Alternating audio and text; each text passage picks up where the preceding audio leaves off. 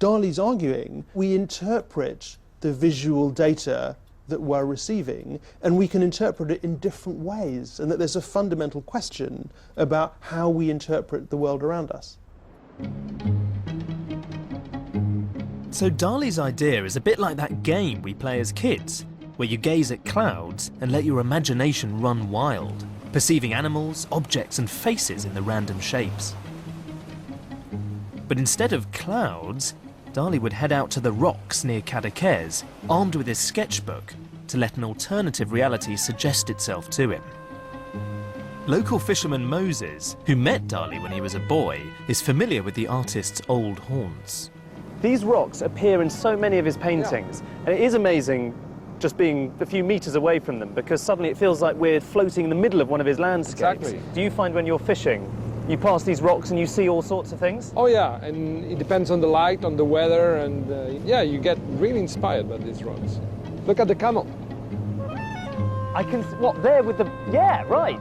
It looks like he's just squatted down in the middle of the desert. Exactly. And then further down, now there's a rhinoceros up there. Ah, I love the rhinoceros. Dali was obsessed with rhinos. Yeah, that's why.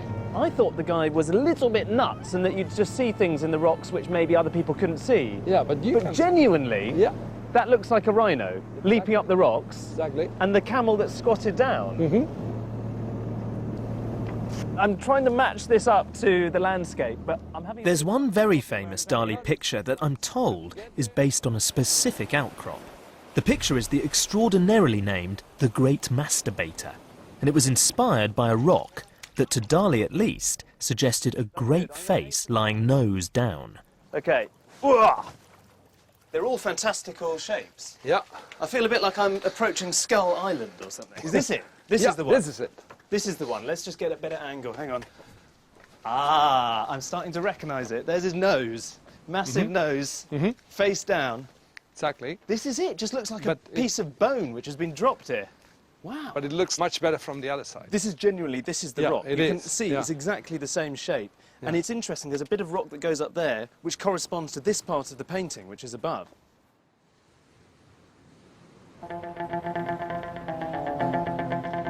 Today, the original hangs in Madrid's Reina Sofia gallery. Amazingly, in that one rock, Dali's imagination didn't just see a face on its nose, but a disturbing array of his own sexual desires, insecurities, and phobias. Here, you can see that everything coalesces, comes together. It's utterly surreal, but it's also uniquely Dali. And it gives a very, very complex, fraught vision of Dali's mind at the time. Out of his head, in this very fluid, dreamlike way, comes this explosion of imagery. In it, he put all of his obsessions, phobias, anxieties. Clamped onto the mouth of the self-portrait is a grasshopper. He was so scared of locusts as a child, and suddenly here it is, right rammed up against his face. And over on this side, you have this, well, it's not really suggestive, it's quite explicit, kind of petrified, rather beautiful woman's face, looking at the nether regions of a bloke, which is standing nearby.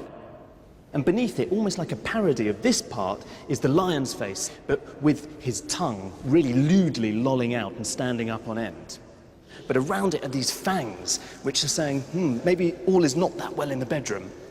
And if you look right down here, you see this figure in the distance, and his long shadow leads you right to the horizon where, and it's so tiny. That's probably a memory of Dali with his mother or his father walking on the beach at Cadaqués. And I love that sense of complete distortions of scale, with a real clarity, a luminosity that, as a picture, works beautifully. This just holds together.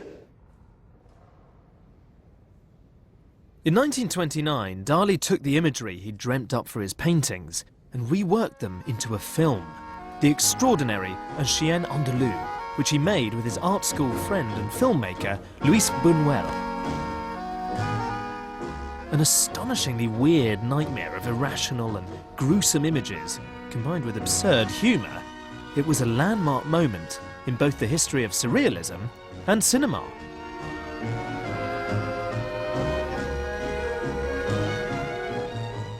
On the evening of the premiere, Dali and Buñuel supposedly carried stones in their pockets, just in case the crowd reacted badly and things got really out of hand. But it was a triumph. Andre Breton was amazed. He wrote, "With Dali, it is perhaps for the first time that our mental windows have been opened wide." Dali may have been a latecomer to the movement, but the Surrealists quickly recognised that this provocative young talent was their new champion. One of Surrealism's greatest legacies has been in film and television, and particularly in comedy. Today's comedians, such as the League of Gentlemen or the Mighty Boosh, like Dali, combine the absurd with the macabre, the profound with the ridiculous. So how much does the comedian Noel Fielding, who stars in the Mighty Boosh, owe to Dali? I think with Surrealism, it's what me and Julian call like a snot bubble laugh, which is like where you laugh because you can't stop yourself laughing because it's so absurd. You don't sort of... Because there's two types of laugh. You watch Roy Bremner or something, it's good or whatever, but you sort of go, oh yeah, that's good, yeah. And you go, but then there's a sort of laugh, hopefully you get out of our show, Vic Reed's show, which is like, where you just go, that's actually ridiculous. And you just sort of can't stop yourself laughing because it's just your brain... The absurdity of it has made your brain slightly implode. I don't want to do comedy that people could do themselves, you know. For me, that's the criteria, and that's what I like about Dali. He has ideas that I don't think, when you're walking around a museum, you think you could have had yourself. I just like the ideas. First time I saw a sort of burning giraffe, like a giraffe on fire. It's in the back of one of the paintings, can't remember which one it is, but it's not even very big. It's just in the corner. I just thought, that's amazing. I have to sort of know more about this person. If you had to pinpoint what you find particularly funny about Dali, what would it be? He's like a sort of... He's sort of like a make-believe character, isn't he? He turned everything upside down. He was committed, I think, to being a surrealist and to getting a reaction. And I think that makes him authentic, and I think that only good comedy is authentic.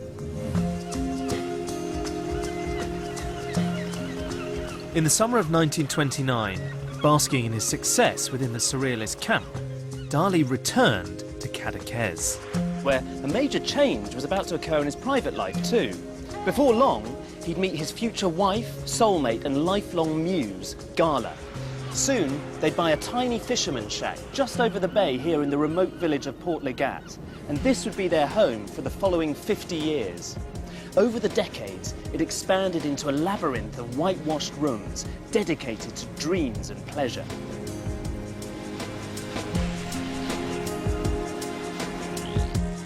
Russian-born Gala was 10 years older than Dali, and when they first met in the summer of 1929, she was already married to the French surrealist poet Paul Eluard.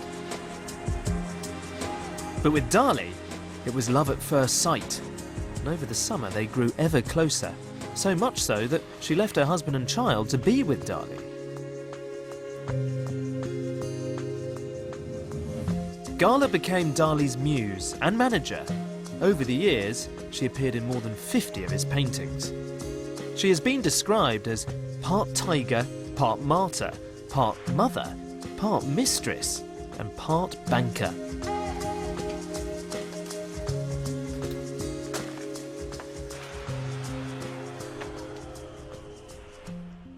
This is Dali's studio. And what an amazing space. You can see immediately, look at these enormous windows just letting in all of this beautiful Port Legat light. He just had to look out the window and he'd see this view, which almost was like a ready-made painting. He just had to transcribe it on the canvas and there was a beautiful landscape. You can imagine a couple of melting watches floating there and you've got your Dali masterpiece. He always sat down in this white armchair and had the canvas arranged on this structure in front of him. And this is really, really ingenious. It actually allows Dali to move the canvas up and down through the floor so he could paint on this vast scale. And you can see all of his paints and brushes, the details so precise and were so important to him that he had to use these tools, these very, very fine sable hair brushes to kind of get the effects that he needed. The combination of Gala's support and this wonderful location was a catalyst for Dali. Here in the 1930s, he produced many of his most famous paintings. They have the classic Dali elements, the desolate landscapes, stark light, sharp shadows, mutated, displaced objects, and optical illusions. Here, a half-kneeling figure becomes a hand holding an egg. This is the grand entrance to Dali's house at Port Legat. In fact, this small space was the original fisherman's shack that he bought. So, first of all, this is the only bit that he lived in. Gradually, the whole place evolved and expanded outward like cellular growth. And in later years, when people came to meet them, well, you can see, they'd been met by this ferocious polar bear. Dali's surprisingly tasteful home is full of these unusual and unexpected objects. With the exotic stuffed animals, the giant eggs, weird sculptures, and sexually suggestive shapes, it's like walking into one of his paintings. But then Dali took surrealism far beyond just painting. It permeated every aspect of his life. In the 1930s, he was a pioneer of the surreal object. He would combine unusual and unlikely everyday things, which, when together, would become something absurd, yet strangely affecting. Most famously of all, he created the lobster telephone. One man who bought into Dali's surreal objects was the British patron Edward James. I've come to his Sussex mansion to meet art curator Ghislaine Wood and see some of the work that he commissioned.